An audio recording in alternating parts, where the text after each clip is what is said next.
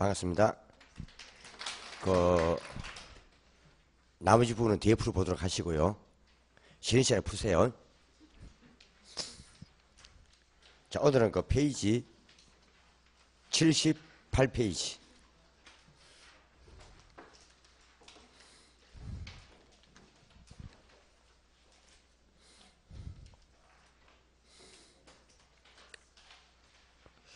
수요 공급 이론 한번 보시죠.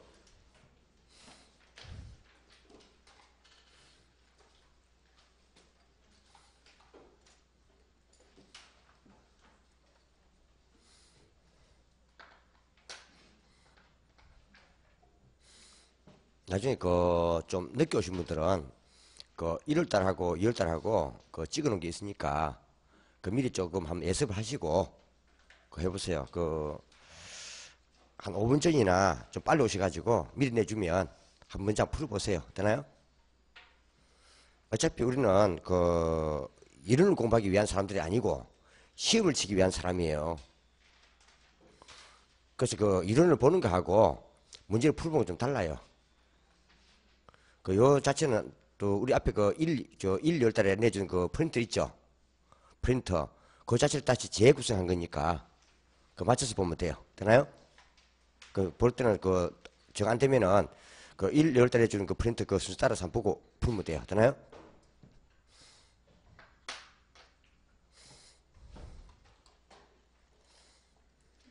사장님, 나는 공부 열심히 하는 사람 좋은 게 아니고 문제 잘 푸는 사람 좋아해요. 문제 잘 푸는 사람 좋아한다고. 사장님은 공부만 열심히 하는 거 같는데? 집에 이야기해서 미안합니다. 또 삐졌다지 봐라. 자, 1편 총편은 5월달에 돌다 한번 다시 보도록 하고요.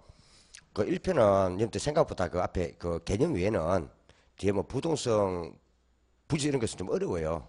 전체 다 한 바퀴 다 그게 총론이어서 다 뒤에 것까지 다 정리해 놓은 거예요. 그게 1편이. 그래서 한 바퀴 돌고 나서 한 두 바퀴 돌아서 보면 뒤에 보면 또 편해요. 자, 오늘 수요 공급인데 78페이지. 요 수요 공급 요 이론도 좀 어려워요. 그죠? 옆에 프린터를 내놓고 한번 보세요. 이 프린터 딱 깔아놓고 보세요.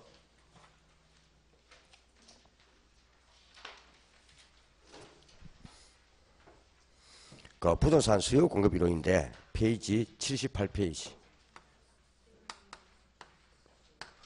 여기 예를 들면 이게 우리 말 이게 부동산 경제 뭐요?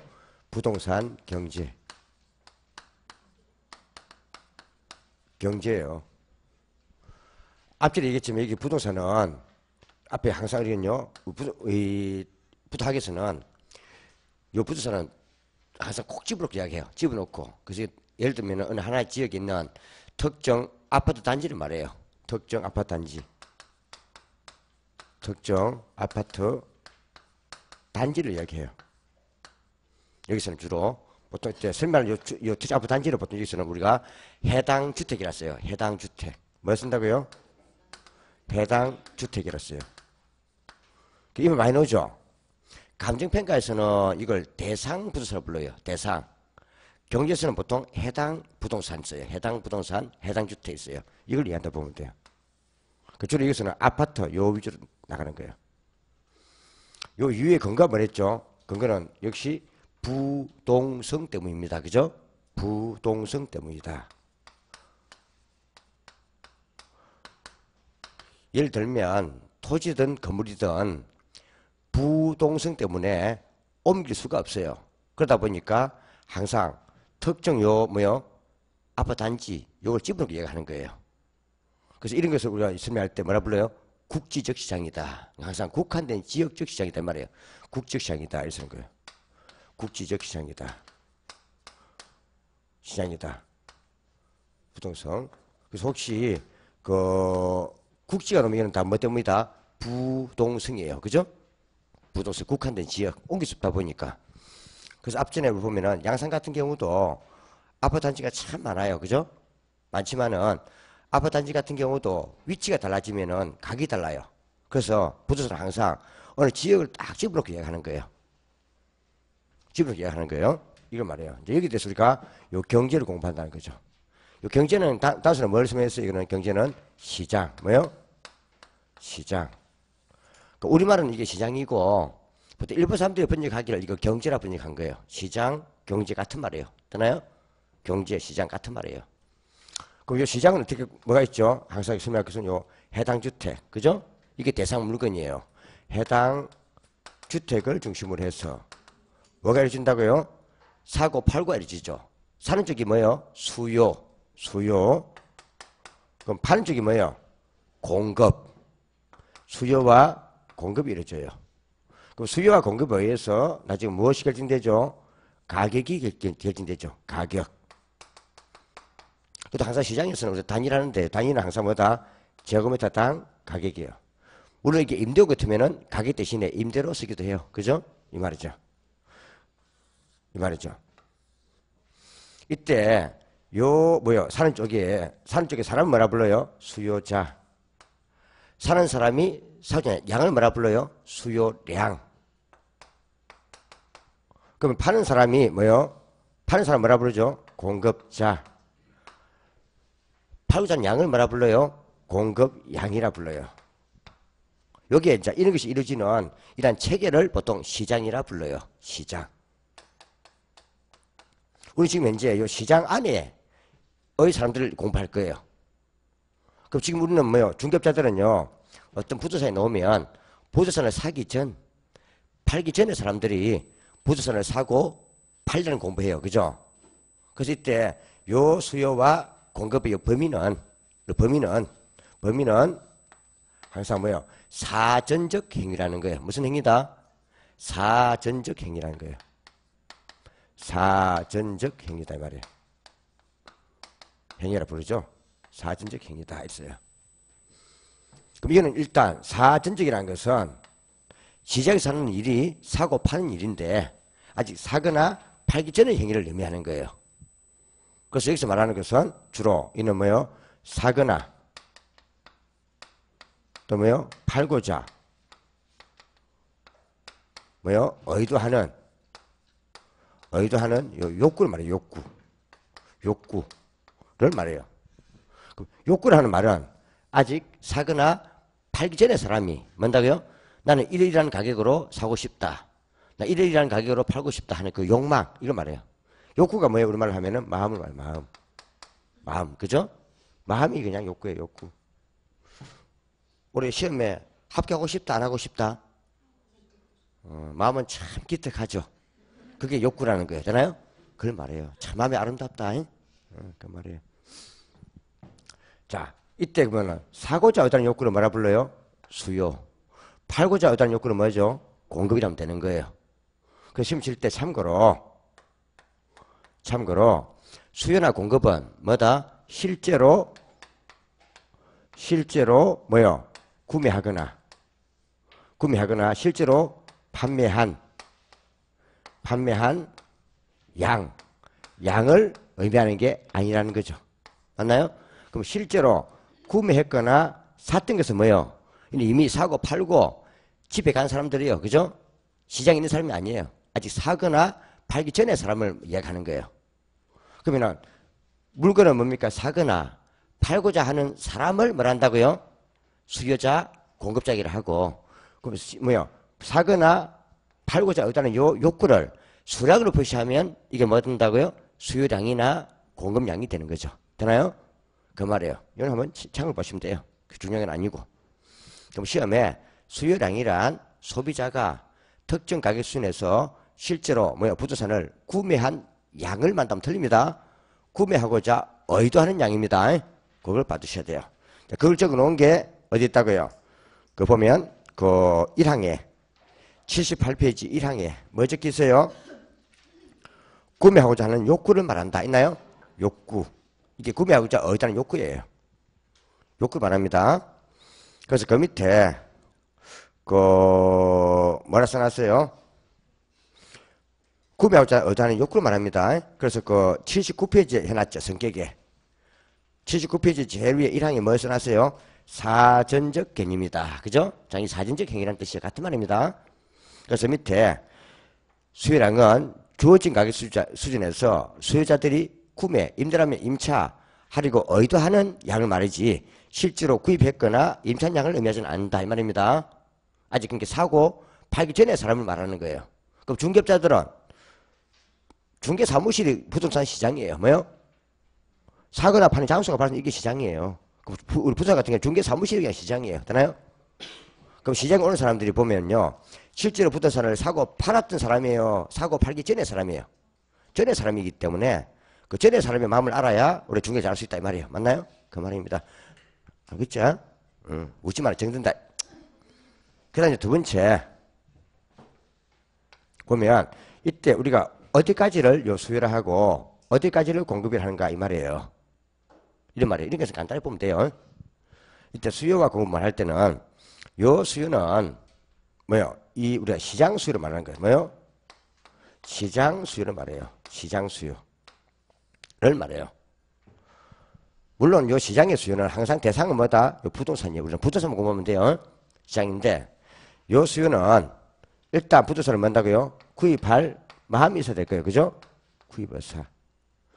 그 다음 또 뭐요? 구입할 능력도 갖춰야 돼요. 쉽게 말하면 계약금, 중도금, 다음까지 치러야 돼요. 그죠? 구입 능력도 갖춰야 돼요. 갖춰야 돼요. 이때 구입의사와 구입 능력을 둘 다 갖춘 이런 사람을 우리가 뭐요? 동시 충족한 사람. 이런 사람 뭐라 부르죠? 유효수요라 불러요. 유효수요. 유효수요라 불러요. 근데 구입할 마음은 있는데 구입할 능력이 안 돼요. 이런 사람을 우리가 마음만 가져온 사람이에요. 그러니까 이 사람은 뭐요? 살 마음과 지갑 속에 돈도 들이는 사람이고 이 사람은요 지갑은 빈털이고 마음만 가져온 사람이에요. 이런 사람은 마음만 사고 싶다 한다 해서 잠재수요라 불러요. 무슨 수요? 잠재수요라 불러요.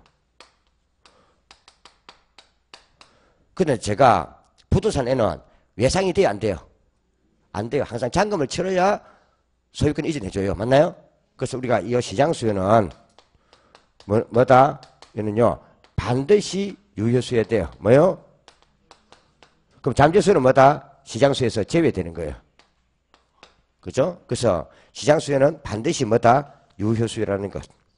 요는 감정팩에서도 나오죠. 가격 발생에 가치 발생에 삼류사면은 효용, 유효수요, 상대적 기소성. 맞나요? 이건 뭐예요? 효용은 뭐예요? 말 그대로 효용이 있는 물건이어야 되고 두 번째는 뭐다고요? 구입력을 갖춘 수요자야 되고 유효수요. 그 다음에 좀 수요 대비 공급이 부족한 상대적 기소성. 맞나요? 이걸 의미하는 거예요. 이건 받으시고요. 세 번째 이제 보면 우리가 시장 공급이 나와요. 뭐예요? 잘 보면 주택 시장 공급이라고 보면 돼요. 그죠? 공급이 돼요. 그죠? 근데 물론 요 시장 공급이 되려면은요 하나는 뭐예요? 당연하게 이 주택을 갖고 있으면서 판매 의사가 있어야 될 거예요. 그죠? 살 마음. 맞나요? 두 번째가 뭐가 되겠어요? 8주택이 있어야 돼요. 뭐요? 8주택. 8주택이 있어야 돼요. 적어도 8주택을 확보하고 있으면 좋고 아니면 확보 가능한 상태에 돼요. 뭐요? 확보 가능해야 돼요. 그래야 되는 거예요. 그래서 이거는 요 두 개가 동시에 있어야 뭔다고요? 동시에 있어야 이거는 뭔다고? 이거는 유효 공급이 되는 거예요. 그 시장 공급은 뭐요? 유효 공급이어야 돼요. 공급이어야 돼요. 그죠? 그럼 주택은 구입할 마음과 구입할 능력이 갖춰야 되지만은 공급은 뭐다? 판매할 마음과 판매할 뭡니까? 주택을 확보 가능해야 돼요. 맞나요? 이 말이에요. 그래서 제가 이때 이 주택이라는 것은요 사람과 똑같죠. 아기가 태어나면 출생 신고를 해요. 그게 우리가 주민등록이에요. 뭐요? 애가 태어나면 주민이 되는 거예요. 그게 주민등록이에요. 되나요? 근데 주택 같은 경우도 완공이 되면 뭐요? 사용 승인을 받아야 돼요. 사용 승인이 되면은 그것도 주택에서 등록을 해요. 어디서 등록되죠? 건축물 대장에 등록이 되는 거예요. 철거할 때도 뭐요? 나중에 철거 신청을 하고 철거되면 주민등록에서 빼내는 거예요. 그게 뭐요? 건축물 대장에서 삭제시킨단 말이에요. 맞나요? 이거 말이에요. 그럼 이때 적어도 등록이 되려면은요, 주거 기능이 가능한 상태만 건축대장에 등록이 되는 거예요. 되나요? 그러면은 결국 주거 기능이 가능해야 돼요. 가능해야 주택이 되는 거예요. 주거 기능이 불가능하면 그 주택이 아니라는 뜻이에요. 되나요? 이 말이에요. 그럼 결국 주거 기능이 가능하다는 말 자체는 결국 완공 이후부터는 말이에요. 완공 이후부터 철거 전까지. 이게 30년 된 주택이든 이틀 전에 완공됐든 간에 여하튼 주거 기능만 가능하면 다 주택이 되는 거예요. 그럼 주거 기능이 불가능하면 주택이 아니라는 뜻이에요. 되나요? 그 주택은 항상 어디에 등록된다고요? 건축물 대장에 등록이 되는 거예요. 되나요? 그래서 사람과 똑같이 등록하는 거예요. 그래서 이거는요, 이때 이 주택은요, 이거는 완공 이후부터 말이에요. 완공 이후부터. 자기 딴 데 뭔다고요? 완공 이후부터 철거 전까지. 어디까지요? 철거 전까지를 말하는 거예요. 완공 이후부터. 철거 전까지를 말해요. 철거 전까지. 전까지가 주택이 되는 거예요. 근데 우리 학문에서는 이러한 주택을 보통 뭐라 생각하면 이걸요, 재고주택이라 써요. 무슨 주택? 재고주택. 이때 양을 파악할 때는 주택 재고라 써요. 재고주택이라고 씁니다. 재고주택. 재고주택이라고 써요. 재고주택 써요. 그러면 일단 주택은 뭘 의미한다? 재고주택만 말하는 거예요. 재고주택만 주택이 되는 거예요. 그럼 일단 완공이 되고 주거기일이 가능하면 다 그는 재고주택이에요. 40년 전에 완공되었던, 되나요? 다 재고주택이에요. 완공 이후부터는 다 재고주택이에요. 그러다 보니까 우리 한게 생기는 문제가 하나 있어요. 뭐가 있는가 하면요, 제일 중요한 게 바로 요거죠. 요게 제일 중요한 거예요. 요게 계속 쓰이는데, 이번에는 우리가 주택, 부동산 정책도 공부할 거예요. 앞전에 제가 1년 동안 정책 안 했지만은, 이거 정책도 공부할 거예요. 하겠지만은, 여기서 많이 쓰는 게 요거예요. 이게 건축 중인 건물이에요. 기억날 거예요. 그죠? 건축 중인 건물. 건축 중인 건물이에요. 중인 건물이에요. 이게 정확한 명칭이에요. 아직 완공이 전이란 말이에요. 짓고 있는 거 어떠나요? 이 말이에요. 이게 정확한 명칭이에요. 그 초창기에 요 부탁 박사들이 없었어요. 우리나라에는. 그 흔히 말하는 무슨 박사는 부탁 박사들 아니에요. 다. 대부분 다가 옛날 나이 많은 사람들은 여기다가 지리학과 있죠. 지리학과. 그쪽 사람들이에요. 우리나라 부탁학이 생기면서 박사 없다 보니까 지리학과 이런 사람들이 보통 맡아 온 거예요. 되나요? 그 출신들이에요. 그때 그 사람들이 보통 외국 유학하다 보니까는 번역을 해온 거예요. 만약 우리가 법대나 이 상대 교수가 부탁을 처음 번역했다면 요걸 번역했을 거예요. 근데 이게 어떻게 됐는가 하면요, 신규 주택이 되기 위하여 생산 과정에 있는 건물이 돼 있어요. 원서를 번역하면, 그러니까 신규 주택이 되기 위하여 생산 과정에 있는 건물이란 말이에요. 이걸 따가지고 신규 생산 주택이라고 그 교수가 번역한 거예요. 그냥. 되나요? 그래서 이 말이 참 논란이 많아요. 느낌이 신규 주택 하니까 따끈따끈하게 완공된 줄 생각할 수 있잖아. 그죠? 근데 이걸 말하는 거예요. 되나요? 그래서 우리 학교론에서 일단 초창기에 번역해 온 사람들을 뜻 따라가지고 이걸 보통 신규 또는 뭐한다고요? 생산주택이라 써요. 주택이 다 있어요. 정확한 명칭은 요거예요. 그 다음에 공법이나 민법할 때 건축적인 건물 공부했을 거예요. 그죠? 이때 건물 되려면은 뭐가 돼야 돼요? 건물 되려면은 벽 또는 기둥이 있고 반드시 지붕이 있어야 돼요. 맞나요? 그러니까 벽이나 기둥 중에 하나는 있어야 되고 반드시 지붕이 있어야 돼요. 그게 건물이라는 거예요. 그게 요 말하는 거예요. 그거는 소비자 사는 게 아니고요. 그 보통 생산자 간에 사고 파는 거예요. 예를 들어 가변한 사람이 건물 지었는데 돈이 없어가지고 부도나기 직전이에요. 그럼 짓고 있는 건물을 팔 수 있죠.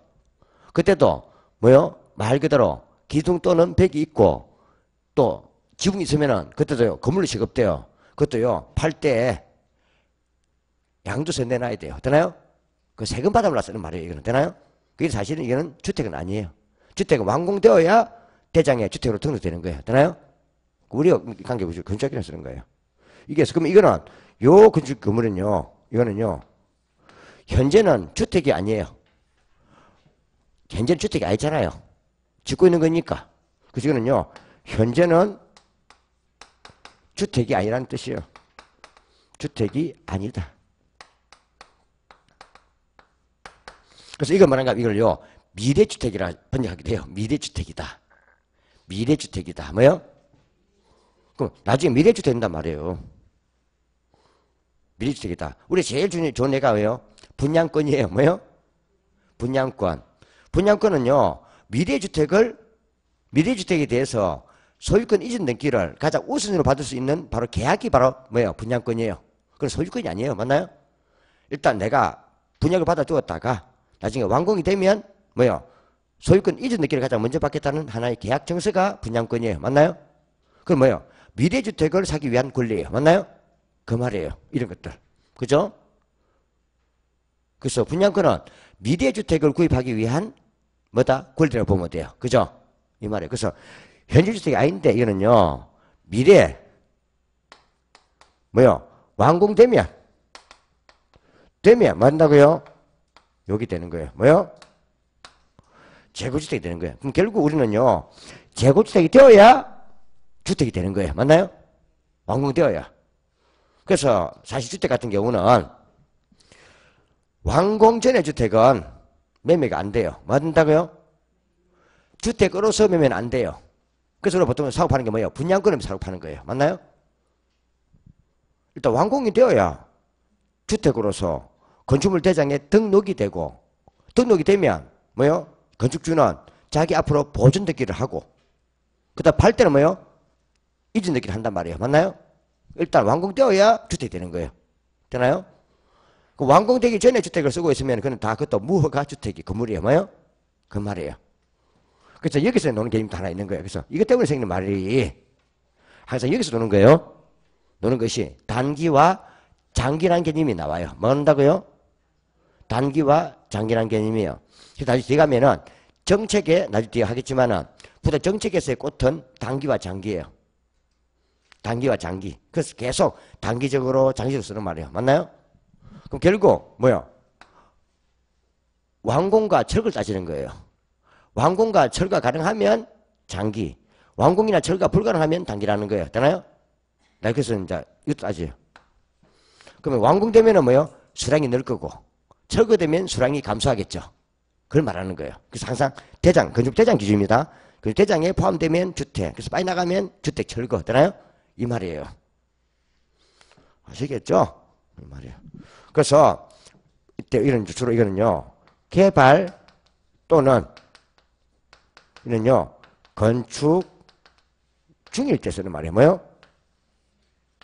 쓰는 거예요. 이때 쓰는 말이 이때 항상 이거는 완공을 기준해요. 뭘 기준한다고요? 완공을 기준으로 해요. 완공 기준이에요. 이게 아파트인데 만약에 아파트를 완공하는데 만약에 2년이 걸려요. 몇 년요? 걸리는데 그럼 이거는요. 아직까지 이건 2년 미만이에요. 그럼 이건 완공이 곤란하죠? 완공이 곤란해요. 완공이 곤란해요. 2년 미만. 그 이때는 뭐 한다고 이때는요. 단기라고 쓰는 거예요. 뭐요? 단기. 이 말을 단기적으로 쓰기도 하고 단기 시장이라 쓰기도 하고 뭐요? 단기에는 쓰기도 하고 그러면 이게 항상 개발이나 건축 중인 상태가 있을 때 쓰는 말이에요. 되나요? 이때 단기라 써요. 그러면 이때 완공 뭐예요? 2년 이후부터가 뭐예요? 이후부터가 완공 가는 게 한 붙었죠. 이때부터 우리가 장기라 쓰는 거예요. 뭐요? 이때 우리가 장기라고 쓰는 거예요. 그래서 단기와 장기는 항상 완공 기준이에요. 그래서 단기적으로 하는 말은 아직 짓고는 있지만 완공되기 전입니다. 이 말이고 장기라 하는 말은 이제 짓는 이런 것이 완공되면 이 말입니다. 그래서 이건 제가 그냥 이렇게 따져봤지만은 만약에 단독주택을 짓는데 만약에 4개월이 걸려요. 몇 개월요? 그러면 단독주택 같은 경우는 뭐요? 4개월 미만은 단기고 4개월부터가 장기라 이 말이에요. 만약에 고속도로를 뭐요? 개발 중이에요. 되나요? 근데 고속도로 완공하는데 10년이 걸려요. 10년. 그럼 10년 미만은 단기, 10년부터는 장기라는 뜻이에요. 그래서 이는 기간이 길고 짧음이 아니라 완공 기준이에요. 되나요? 이걸 봐주셔야 돼요. 아시겠죠? 그 단기, 장기 봐줘야 돼요. 그 말이에요. 자, 그래서 이제 여기서 한번 보는 게 이 개념이에요. 그럼 이때 볼 때 요주택 어떻게 봐야 될 것이냐 말이에요. 사실 요 주택은요, 판매 의사만 있으면 돼요. 뭐만 있으면요? 왜 이 사람은 이미 8주택을 확보해 있잖아요. 완공 이후니까. 그래서 소위 우리가 아파트 단지 앞에서 부동산 업을 하고 있으면, 뭐요? 내가 무슨 아파트 몇 호 소유자인데 이 아파트를 팔려고 내놨습니다 하면요. 아파트는 있죠. 판매해서 있죠. 그럼 이 아파트 있는 거니까 가서요. 진짜 소유자가 아니면 확인만 하는 거예요. 맞나요? 거기에 대한 설명이 확인 설명이에요. 맞나요? 한단 말이에요. 왜? 그 사람은 이미 8주택 갖고 있는 거니까. 그죠? 그 사람 진짜 실소유자가 아닌가 확인만 하고 마는 거예요. 그게 확인 설명이에요. 중개부동업에서 되나요? 그 말이에요. 어떤 상태이며 어떤 동남아냐 뭔가 그 상태를 설명해 주는 거예요. 확인 설명. 그런데 요 사람은 달라져요. 요 사람은요. 지금 이제 판매 여사가 무조건 있겠죠. 판매 여사가 있으니까 짓고 있겠지. 안 그래요? 근데 중요한 거는 여기 아직 확보 안 됐단 말이에요. 그래서 요 사람 같은 경우는 뭐요? 요 건축지 건물 같은 경우는요. 이 사람은 뭐 있다고요? 판매 뭐 있다고요? 의사는 있단 말이에요. 지금 중요한 게요. 8주택의 확보예요. 뭐요? 주택의 확보. 이걸 말하는 거예요. 그 사람은 단기에는 주택이 확보 안 된 상태예요. 그죠? 짓고 있는 거니까. 근데 장기에는 뭐 한다고요? 이 사람 완공하겠죠? 그래요? 안 그래요?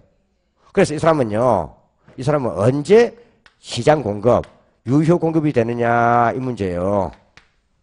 이 사람은 단기가 아니라 장기에 되는 거예요. 되나요? 이 말이에요.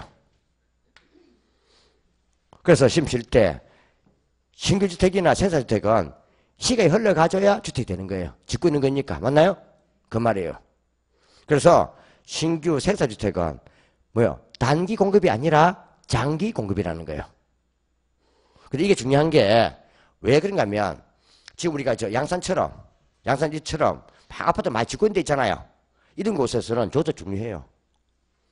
왜냐하면 지금 현재는 주택이 부족한데 지금 짓고 있는 주택이 완공이 되면 완공된 주택이 뭡니까? 너무 많이 지어져가지고 미분양될 수 있어요. 맞나요? 그러면 장기시장에서는요. 우리 공급이 넘쳐가지고 가격이 떨어질 수 있다는 뜻이죠. 그래서 우리 항상 단기만 볼 게 아니고 장기도 봐야 돼요. 그 완공되면. 그래서 일반 사잖아요. 일반 사람들, 야, 주택을 저리 많이 지어가지고 나중에 뒤에 집게 다 완공되면 미분양 되면은 집값 떨어지는 거 아니야? 맞나요? 그거 똑같은 말이에요. 안 그래요? 그래서 요 동네에 주택을 짓고 있지 않다면은 재건축도 하면 되지만은 짓고 있는 것 같으면은 그게 완공이 되면 재건축이 되잖아요. 그럼 지금 있는 주택에다가 완공된 주택도 더해가지고 공급이 되는 거예요. 맞나요? 그 공급을 수요가 되지 않냐면 가격이 떨어진다는 거죠. 그래요, 안 그래요? 그것도 분석하는 의미에서 이게 중요한 거예요. 그죠? 그 뜻이에요.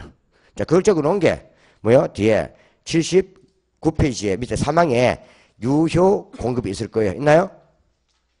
유효 수요가 있죠. 수요량은 단순히 희망하는 수요가 아니로 구매를 가지고 구매자 의도하는 수요. 맞나요? 이 말이에요. 지금 저는 공급 같이 했는데 그래서 같이 봐. 이게 중요한 거예요. 공급 이쪽 중요한 거예요. 이쪽 중요한 거예요. 그러나 시험 치다 보면 책에 있는 이 내용 가지고 시험을 풀 때는 한계가 있는 거예요. 그 책이 너무 미약해요. 요 책 자체가 보면요. 일본 기본서가요. 기본서 다 그래요. 이 책만 그런 게 아니고 기본서가 양이 부족한 거예요. 그래서 강의하시는 분들이 민법 같은 경우도 뭔다고요? 판례에서 또 따로만 빼주잖아요. 기본서가 부족한 거예요. 요약집은 더 부족한 거고요. 뭐요? 요약집은 좀 어느 정도 의미를 알고 있는 사람들이 보는 거지. 왕초 봐서는 잘 몰라요. 중요한 골자 빼놨기 때문에.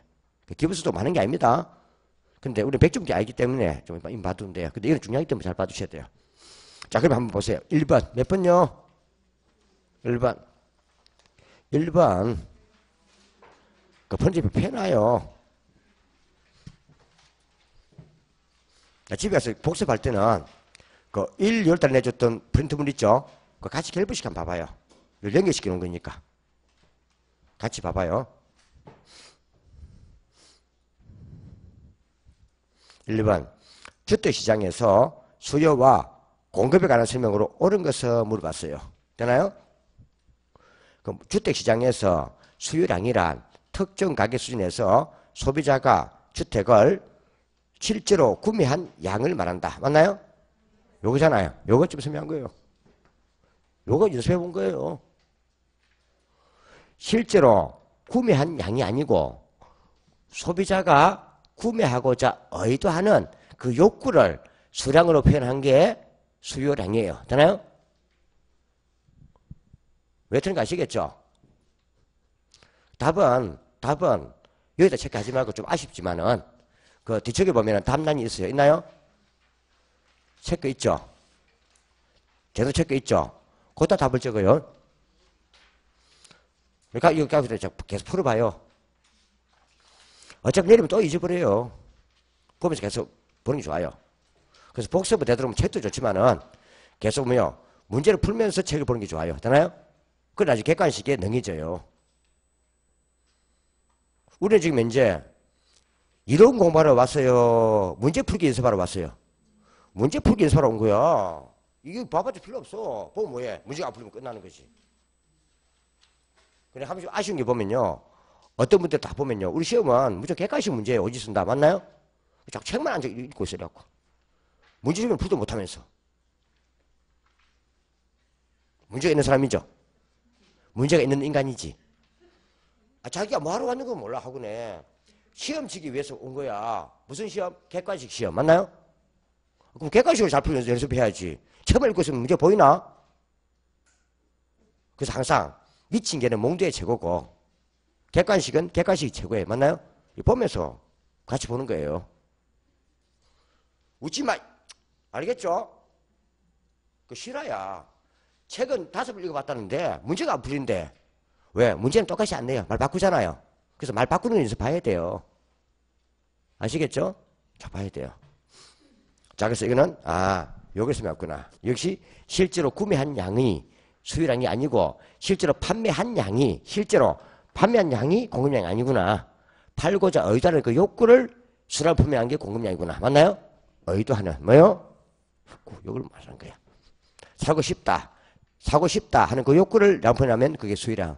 팔고 싶다 하는 그 마음을 양표에 시하면 공급량이다 이 말이에요. 싶다. 맞나요? 의도하는 욕구.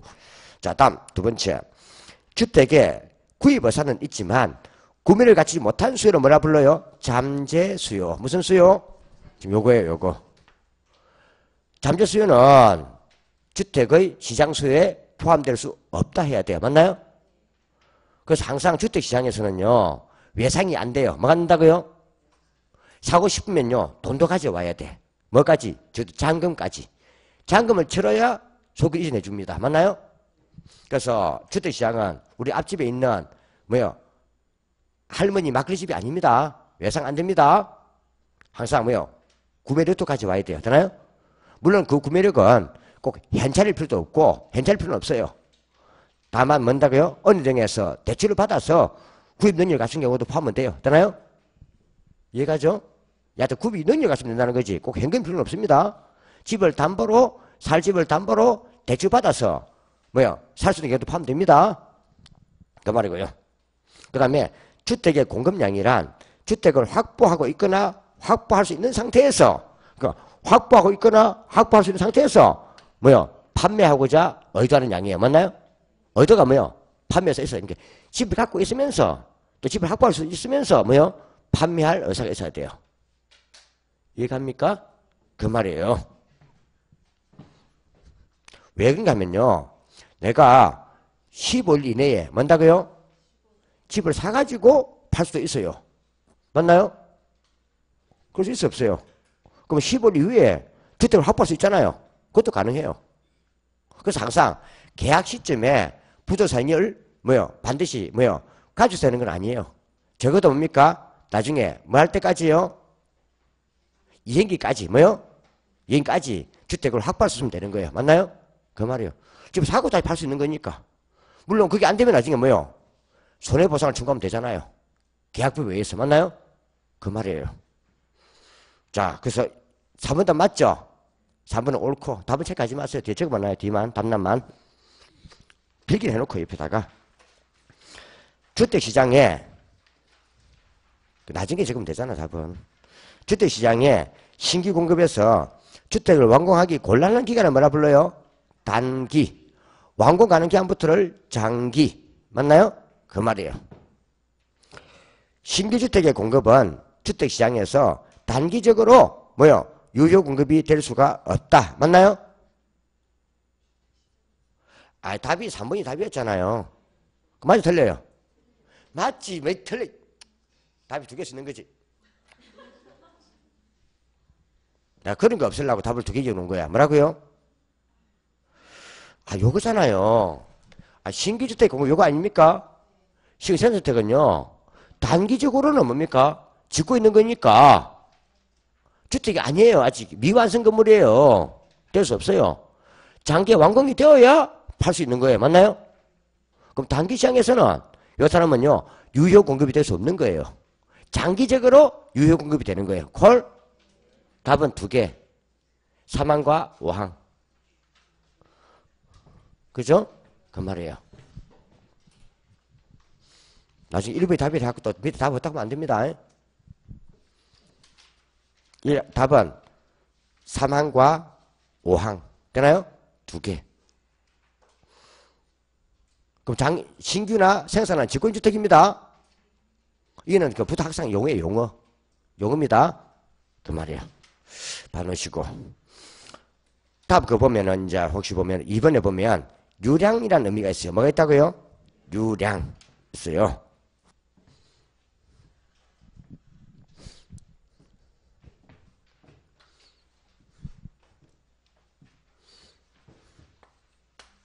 보는 게 유량, 저량이에요. 뭐요? 오늘 용 좀 봐주셔야 돼요. 유량, 저량. 이 저량이라는 게 있고요. 뭐요? 영어로 스톡.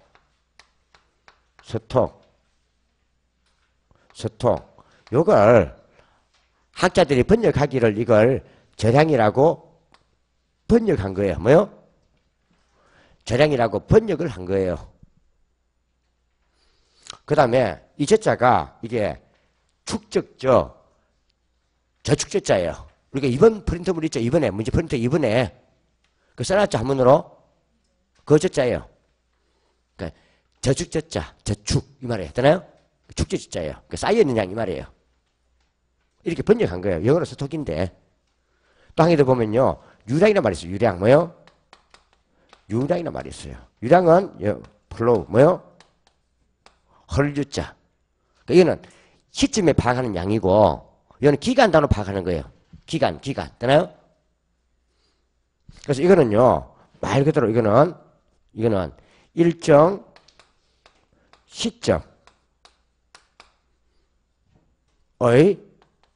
총 축적량을 말해요. 뭐요? 축적량 말이에요. 이거는 말 그대로 시점의 총량이에요. 시점의 뭐요? 총량을 말해요. 이거는 반드시 시점을 밝혀줘야 돼요. 이걸 밝히지 아니하면 이거는 뜻이 애매모호하단 말이에요. 정확한 의사전달이 안 돼요. 되나요? 안 돼요. 근데 요거는 기간 뭐요? 일정 기간 동안 이거는요 변동량이에요. 변동량 뭐요? 변동량이에요. 즉 쉽게 말하면 기간이 이거는요 변동량이에요. 변동량. 예를 들어 보세요. 지금 양산시 왜요? 2018년 주택의 양을 파악을 해요. 뭐요? 그럼 주택은 뭐랬어요? 제가 주거기능이 가능한 양을 말해요. 뭐요? 주거기능이 가능한 걸 말해요. 근데 2018년 1월 1일 딱 보니까 1월 1일 뭐요? 보니까 주택이 뭐요? 예를 들어서 10만 세대요. 몇 세대요? 세대요. 그러면 요 시점에 있는 양이 뭐요? 10만 세대다 이 말이에요. 맞나요? 그럼 10만 세대는요. 이는 저량이에요. 뭐요? 그럼 요거는 재고주택일까요? 아닐까요? 재고주택이죠. 그죠? 지금 언제 지는지 모르지만은 주거기능이 가능한 총량이 10만 세대라는 뜻이에요. 맞나요? 그 저량이에요. 그죠? 근데 2018년 12월 31일 보니까 주택이 뭐예요? 예를 들어서 12만 세대요. 몇 세대요? 2만 세대요. 그럼 이 날짜에 주기라는 것은 12만 세대 이 말이에요. 맞나요? 요것도 뭐예요? 요것도 저량이에요. 뭐예요? 그럼 요 사이에 1월 1일부터 12월 30일 사이에 뭐가 발생했을까 이 말이에요. 2만 세대가 순수하게 증가한 2만 세대가 증가했겠죠. 쉽게 말하면 2만 5천 세대가 완공됐는데 5천 세대가 철거돼 버렸어요. 맞나요? 그럼 순수하게 증가된 양은 2만 세대잖아요. 그러니까 완공된 양에서 철거된 걸 뺀 거 맞나요? 요 기간 동안에. 그 요거는 기간 동안이 되는 거죠. 뭐요? 동안 변동량이 되는 거죠. 얼마요? 2만 세대. 맞나요? 그럼 결국 이게 유량이라는 거예요. 뭐요? 그래 안 그래요? 요 기간 동안에 이 뜻이에요. 그럼 결국 시점은 저량인데 시점과 시점의 그 사이는 뭔다고요? 유량이요. 우리말로 시기와 종기 맞나요? 그 한 달 동안 1년 동안 하는 것은 다 유량이요. 기간이니까. 맞나요? 그 말이에요.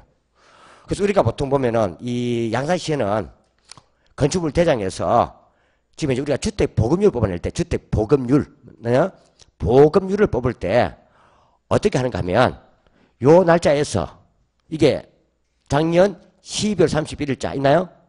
그게 오후 6시 기준이니까 그 금액에서 그 숫자에서 뭡니까? 올해 1년 동안 건축물 대장에 등록이 새로 되고 1년 동안 빠진 거 철거 있죠? 그 수량을 뭐요? 가감해가지고 이걸 보여내는 거예요. 되나요? 왜 주택을 뭘 한다고요? 등록하잖아요. 대장에. 등록하고 철때 빠진 양. 일단 그 등록 빠진 양만 조정하면 뭐가 되겠어요? 새 등록된 양은 더하고 최대한 빼면 12월 30일자 숫자로 오잖아요. 그걸 가지고 주택량을 파악한단 말이에요. 되나요? 요 기준이에요. 그래서 항상 저량과 저량의 뭡니까? 사이에 변동량이 유량이라는 거예요. 맞나요? 그 말이에요. 이해가나요? 그 뜻이에요. 그래서 우리가 요 항상 이거는요 시점을 밝혀야 돼요. 요 시점을 안 밝히면은 요 숫자 달라져 버린다는 뜻이에요.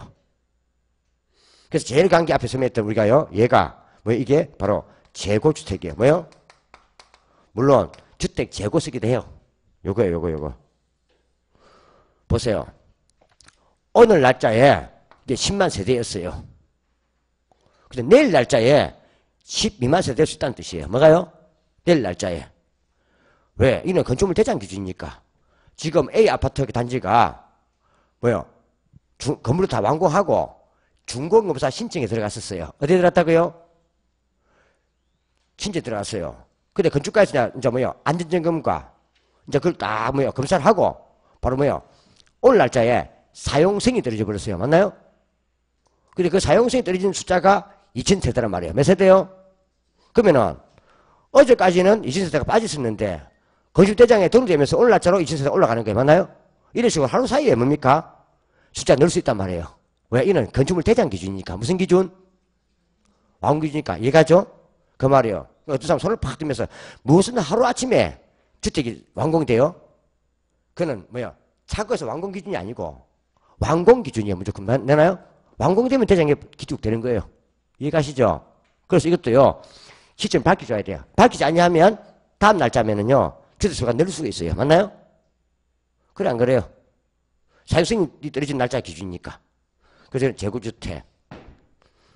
우리는 이제 이걸 말하는 거예요. 재고주택. 그 다음에 또 뭐가 있어요? 또 보면요. 이 자산에 대해서 자산 뭐요? 자산. 자산은 항상 화폐액으로 표현해야 돼요. 가액으로. 뭐요? 화폐액으로 표현해야 돼요. 이게 제일 큰 게 뭐 있습니까? 이거 보면요. 이걸 화폐 표현할 때 감정평가사가 표현하면 이걸 가치라 불러요. 뭐 한다고요? 중개사가 표현하면 뭐라 불러요? 가격이라 불러요. 그죠? 그럼 요 우리가 뭐요? 돈 가치가 있는 물건이 자산이에요. 돈 가치가 있는 물건에다가 돈으로 입히면 뭐 한다고요? 자산이 되는 거예요. 그래서 이거는 항상 말해보면 이거는요, 기준 시점. 뭐요? 시점. 어이, 뭐요? 가치를 구한다는 거고. 요거는 뭘 군다? 이거는요, 거래 시점. 뭐요? 그 뭐 붙어요? 시점 붙잖아요. 이걸 밝혀줘야 되는 이유는 앞에 했잖아요. 변동의 원칙이에요. 뭐요? 부동산의 가액은 끊임없이 바뀐단 말이에요. 바뀐단 말 자체는 오늘 날짜의 금액과 내일 날짜의 금액이 다를 수 있단 말이에요. 맞나요? 왜? 부도 가격은 표준 가격이 아니기 때문에 매수자와 매도 따라 달라진단 말이에요. 맞나요? 그래 안 그래요? 그래서 항상 요 날짜를 밝혀줘야 돼요. 그죠? 그래서 부동산은 대표적인 뭐요? 가격이 상당히 높은 자산이에요. 또 하게 돼 있어요. 요 인구에서 인구 뭐요? 인구수가 있어요. 인구 뭐요? 인구가 있어요.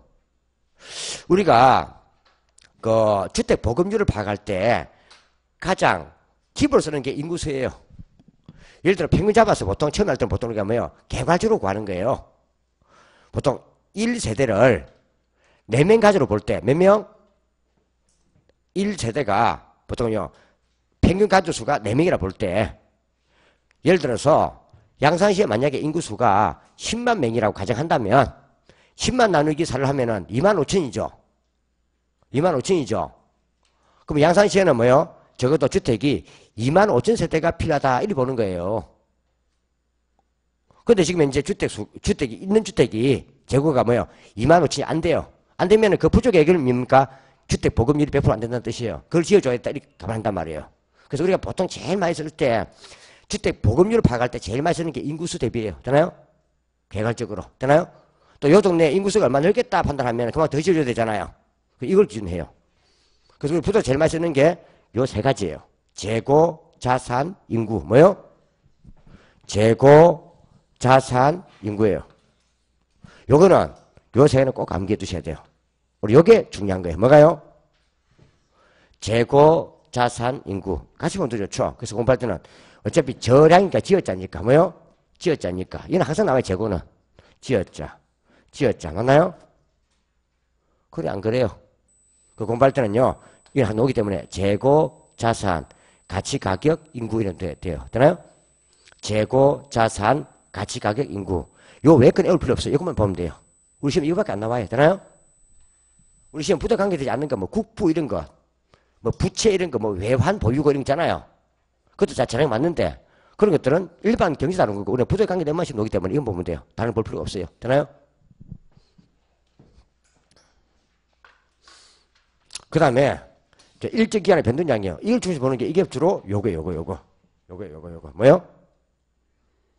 유량이에요. 지금 내가 신규 생산주택 이거는 주택이에요? 아니에요? 아니죠? 미래 기간이 흘러야 미래주택이 되는 거죠. 그래서 우리가요. 아파트 건설 현장을 가보면 착공일자가 딱 적어놨어요. 착공일자 맞나요? 그 제일 뒤에 보면요. 준공 예정일 적어놨어요. 뭐요? 준공이 완공이에요. 완공 예정일. 그 완공이 되어야 나중에 뭐요? 준공검사 신청을 들어가잖아요. 나와 있어요. 근데 우리 착공일은 볼 필요가 없어요. 뭐 볼 필요 없다고요?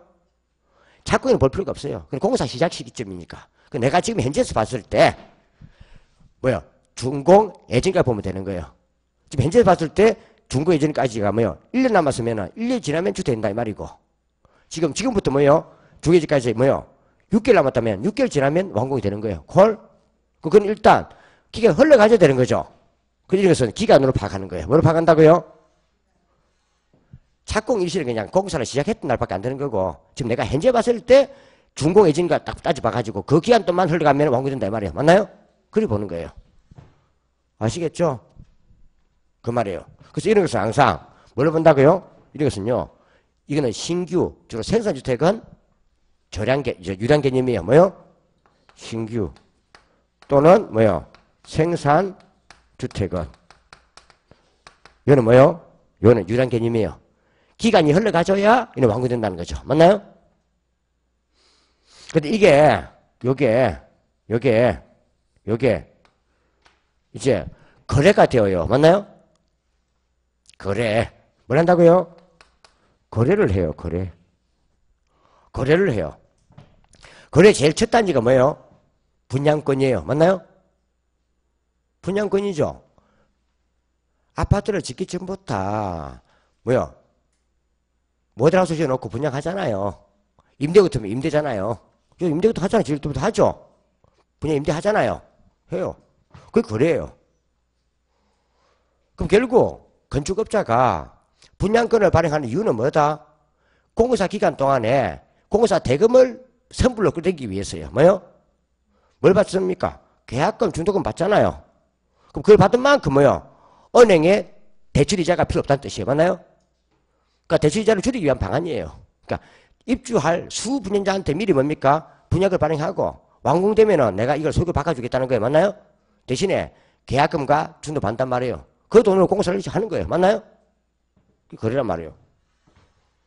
그죠? 그럼 뭐가 들어와요? 그래 되면은 당연하게 수입이 들어와요. 맞나요? 들어와요? 안 들어와요? 수입이 들어와요. 무슨 수입이 들어와요? 수입이 들어와요. 수입자. 물론 이게 정확한 수입 같은 거, 그죠? 들어와요. 제일 중요한 게 뭐예요? 임대료 수입 같은 거, 뭐 지대 수입 같은 거 들어오죠? 들어올 거예요. 들어오고 나중에 이제 이걸 지불하기 위한 뭐예요? 이걸 가져오기 위한 비용이 들어가요. 영업 경비 같은 거 맞나요? 그 비용 나간단 말이에요. 나가 뭐가 들어와요? 이익이나 같은 말로 소득이 들어와요. 맞나요? 이건 다 유랑 개념이에요. 이런 성격은 우리말로 말하면 뭐 연봉, 월급 이런 거 있잖아요. 그래서요 회사가 볼 때 그런 임금이에요. 맞나요? 이런 것들이 유량 개념이다 이 말이에요. 그래서 공부할 때 그 투자론에서 가능 총소득에 쭉 냈어요. 그죠? 그 개념은 다 그건 다 요 개념, 이쪽 개념이에요. 왜? 1년 동안이었잖아요. 뭐요? 연간 가능 총소득. 거기서 뭐요? 연간 공시 및 불량부채를 빼고 연간 기타 수입을 더하면 연간 유효 총소득.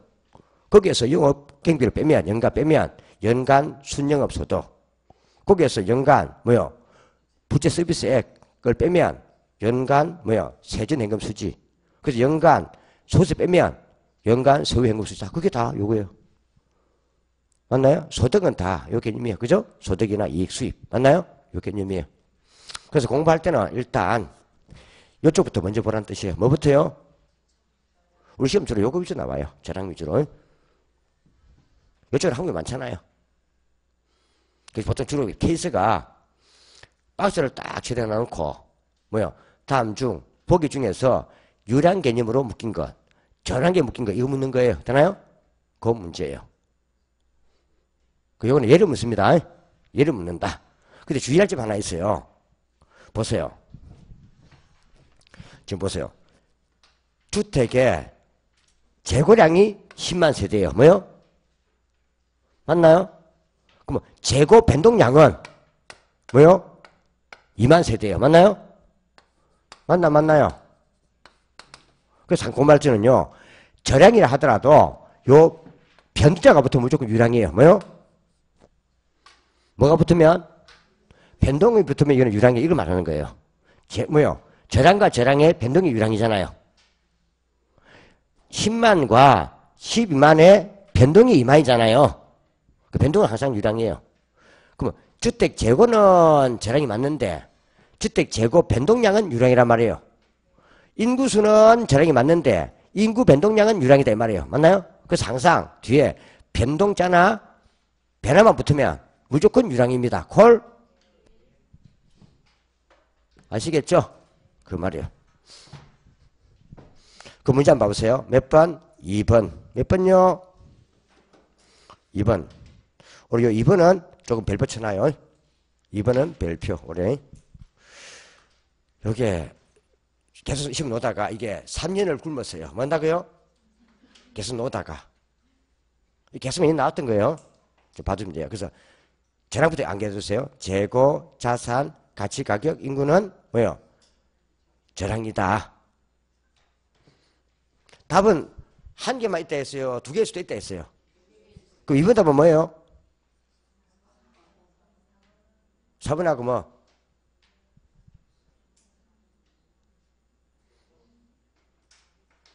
4번만 답이죠. 그 상황에 주택의 재고는 좋았는데 변동이 붙었잖아요. 변동이 없었다면 답은 3번도 되는 거예요. 맞나요? 이 말이에요. 근데 1번은 왜 유랑이에요? 뒤에 수입자가 있잖아요. 수입자. 이제 수입자 들어가면 유랑이에요. 수입자. 이 단어 봐요. 단어만. 재고자, 자산자, 가치, 가격, 인구 단어. 되나요? 신규나 생산, 수입, 비용, 소득, 이익. 맞나요? 그 단어들 하면 무조건 유랑. 단어 봐요. 단어로. 바꾸도 전화부터 받으시고. 근데 2번은 왜요? 비용도 자 비용. 4번은 뭐요? 자산과 가치 그대로죠? 자, 가치. 그럼 가치 변동은 유랑입니다. 그 다음에 5번은 신규나 생산도 유량. 재고가 저량이니까. 이 말이에요. 이거는 예를 묻습니다. 우리 이거는 별 붙여놔야 돼요. 우리 시험에 놀 확률이 크다.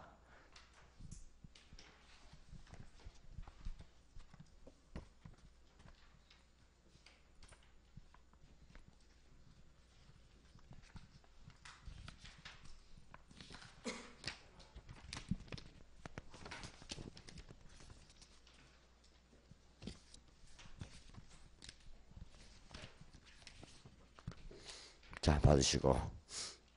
자, 넘기면 이제 80페이지. 몇 페이지요? 80페이지만 해놓고 좀 쉬었다 가죠.